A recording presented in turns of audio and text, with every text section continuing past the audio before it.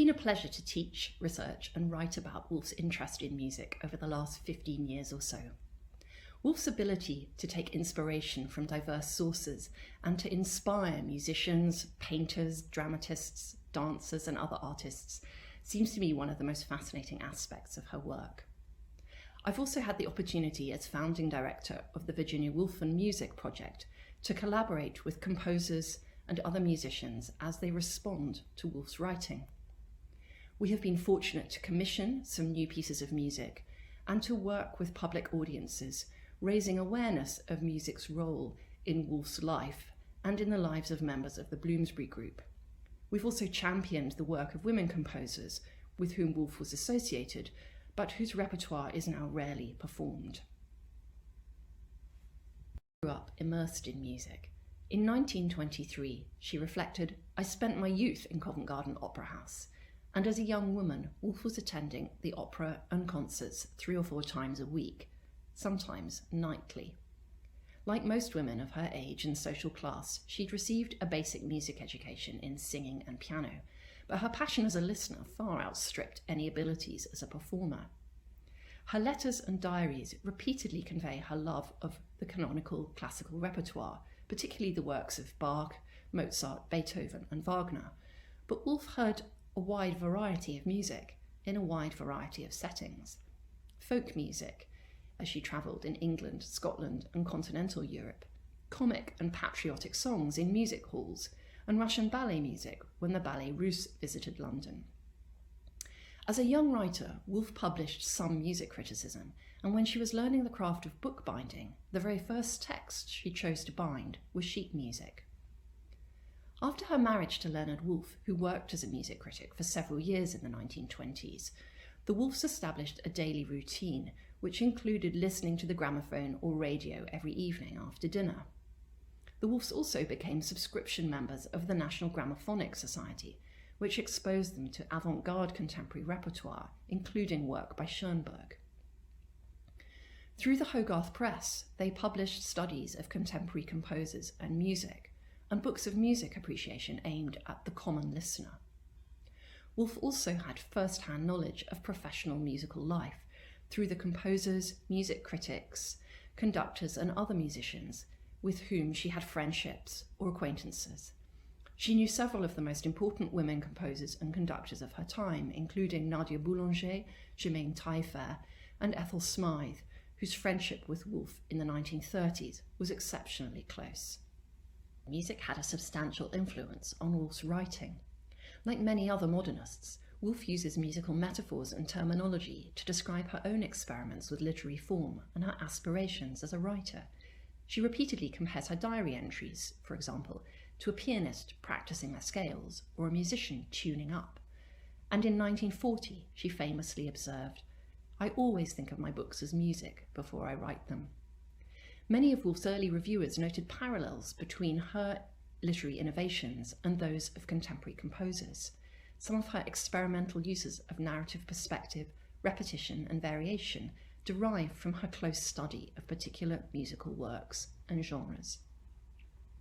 References to music in her writing also contribute to its politics, shaping its feminism, cosmopolitanism and pacifism. In her first novel, The Voyage Out, for example, Woolf challenges the idea that certain repertoire, such as Beethoven's late piano sonatas, was too complex and technically demanding for female performers. The references to those sonatas in the novel contribute to Woolf's exploration of the restrictions on women's musical and wider education.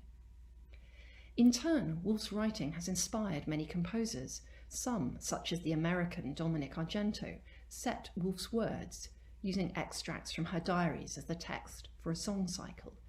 More recent settings of Woolf's words include song cycles by Dutch composer Jan Willem van Herpen and British composer Richard Barnard.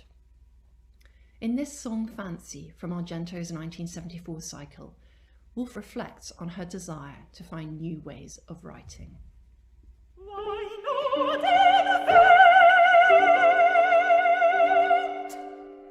a new kind of play?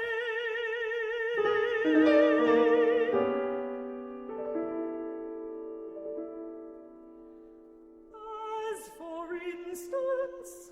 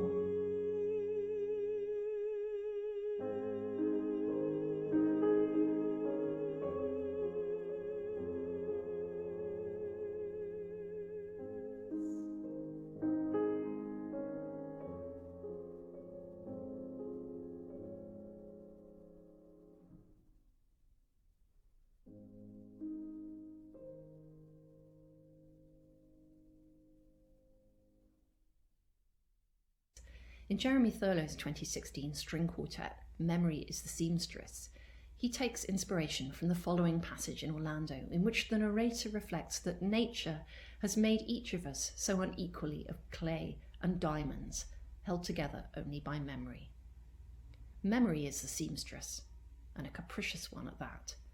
Memory runs her needle in and out, up and down, hither and thither. We know not what comes next or what follows after. Thus, the most ordinary movement in the world, such as sitting down at a table and pulling the inkstand towards one, may agitate 1,000 odd disconnected fragments, now bright, now dim, hanging and bobbing and dipping and flaunting, like the underlinen of a family of 14, on a line in a gale of wind. Through the 6 movements of his quartet, Thurlow plays with these images of a woman sewing, such as by using flamboyant bowing techniques to suggest the appearance of needles flashing, running up and down, hither and thither. In this extract from the 4th movement, we can hear his interest in musical variation. Like Max Richter in his music for the ballet Woolf works, Thurlow uses musical variation and transformation to celebrate Orlando and to celebrate inspiration across the arts.